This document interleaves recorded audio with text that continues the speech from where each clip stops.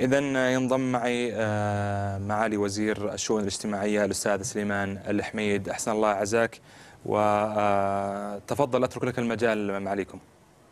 بسم الله الرحمن الرحيم. أولا أخي أعزي أفراد الأسرة المالكة والشعب السعودي فقدان قائد عظيم ليس للمملكة وشعبها وإنما للأمة الإسلامية، فإنا لله وإنا إليه راجعون. لقد كان رحمه الله أبا للأيتام والمحتاجين بمختلف أصنافهم، وكلنا يذكر زيارته رحمه الله للأحياء المحتاجة في مدينة الرياض تقريبا في عام 2003، والتي على أثرها أمر بالنظر في استراتيجية للرفع من مستوى المحتاجين والمواطنين والمواطنات. وتم فعلا زيادة مخصصات الضمان الاجتماعي من 3 مليار سنويا إلى 27 مليار سنويا، وزيادة المخصص الجمعيات الخيرية إلى 450 مليون، وتثبيت بدل غلاء المعيشة لجميع موظفي الدولة والمتقاعدين، وكذلك تحديد حد أدنى للأجور في القطاع الحكومي بما لا يقل عن 3000 ريال. وتم إنشاء كذلك نظام أو برنامج حافز لدعم الباحثين عن العمل بمكافأة 2000 ريال، وتم دعم الإسكان ب 250 مليار، وإنشاء الصندوق الخيري ودعمه ب 300 مليون ريال سنويا للنظر في حاجات المواطنين. هذه أشياء من مجموعة أو منظومة كبيرة جدا قدمت على أثر الزيارة، والتي اهتم بها رحمه الله اهتماما كثيرا، وكان فعلا مثل ما أوصانا عند أداء القسم بالاهتمام بحاجة المواطنين وأن نؤدي عملنا بكل إخلاص وأمانة. كان رحمه الله ينظر نظرة أب حانية إلى مواطني ومواطنات المملكة والمحتاجين منهم بالذات، إلى الرفع من معاناتهم ومساعدتهم. فنيابة عن جميع من تخدمهم وزارة الشؤون الاجتماعية من أيتام ومحتاجين في الضمان الاجتماعي ومعاقين وإلى غيرهم، أقدم تعازي الجميع، وإن شاء الله في نفس الوقت الذي فقدنا فيه قائدا كبيرا أنني أهنئ وأبارك للأسرة المالكة والشعب السعودي سلاسة انتقال الحكم ودفة تصريف أمور الدولة بهذه النظام الجيد وبهذه السلاسة.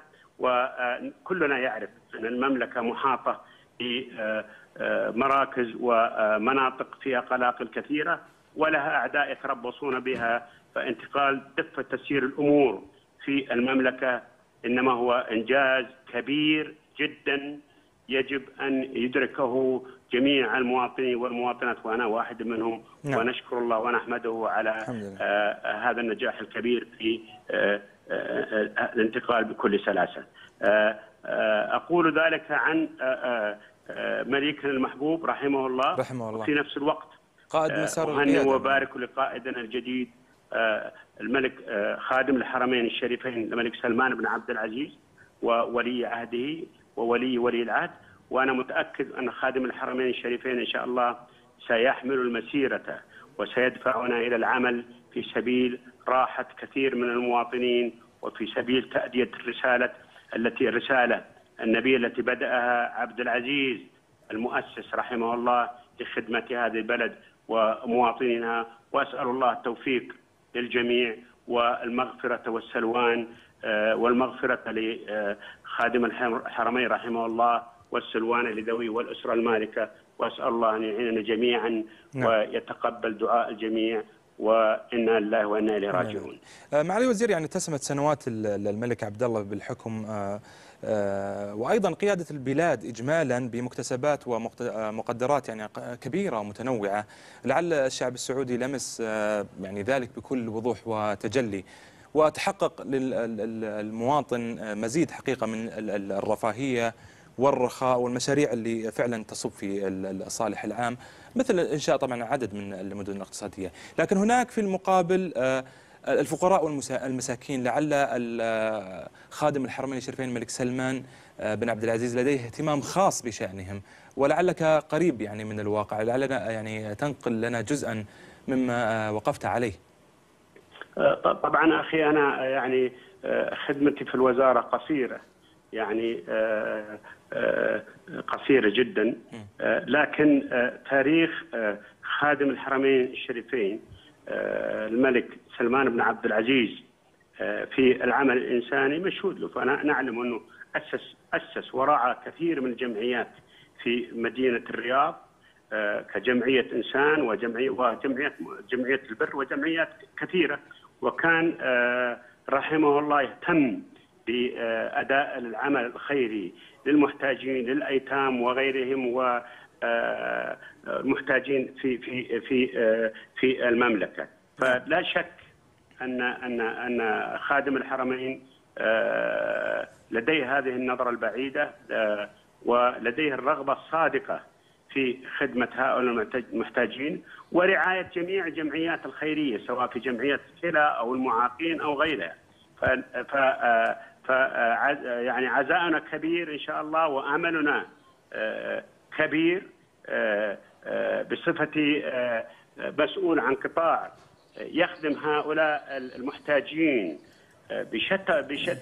بفئاتهم المختلفة، سواء الأيتام أو المعاقين أو المحتاجين في الضمان الاجتماعي وطبقات محتاجة كثيرة جدا.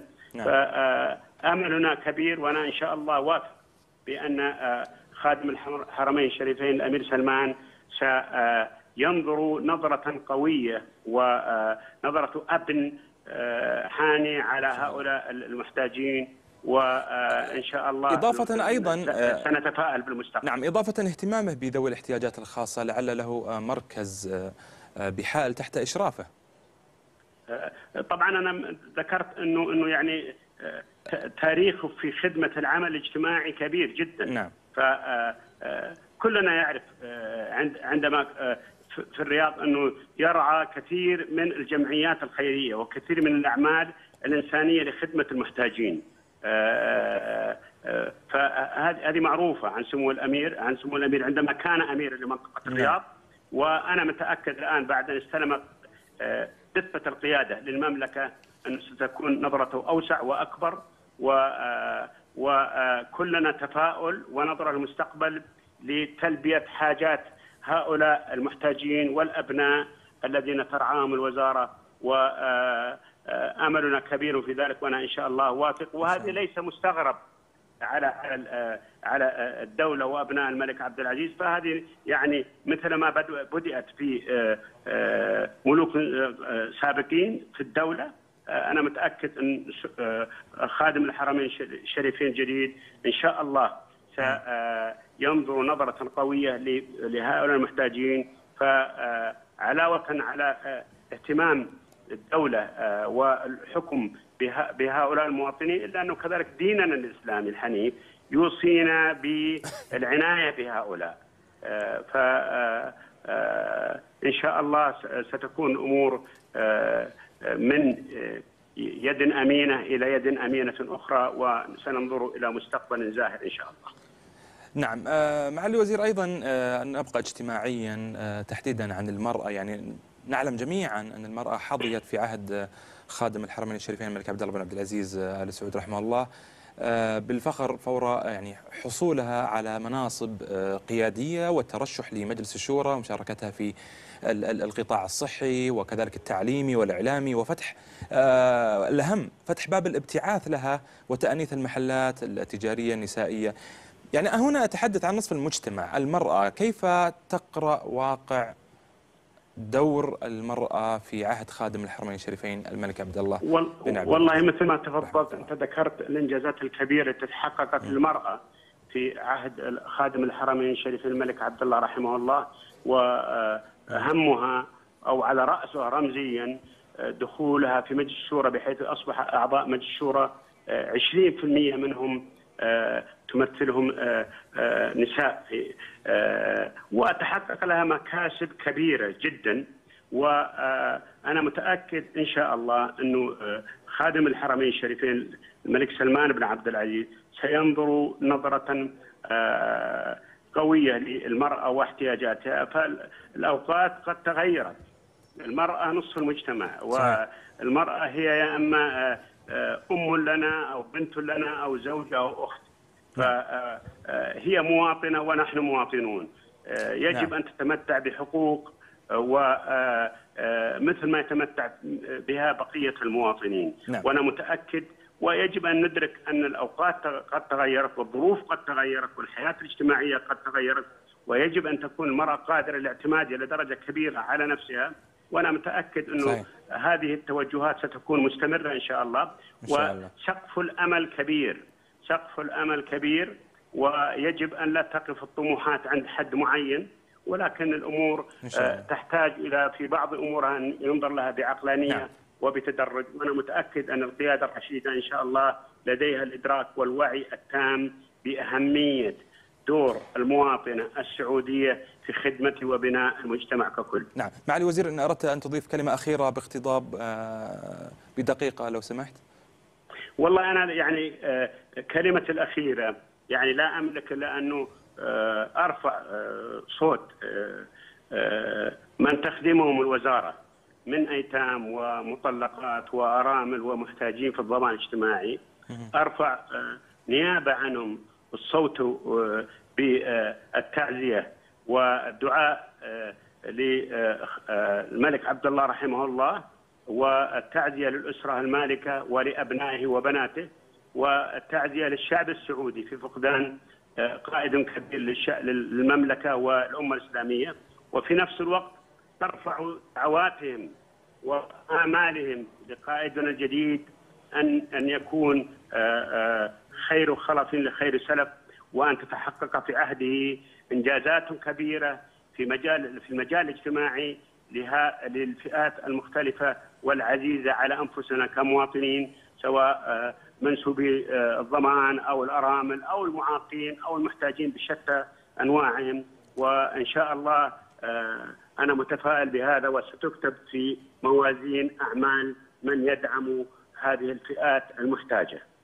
إذن معالي وزير الشؤون الاجتماعية سليمان الحميد، شكرا لمداخلتك.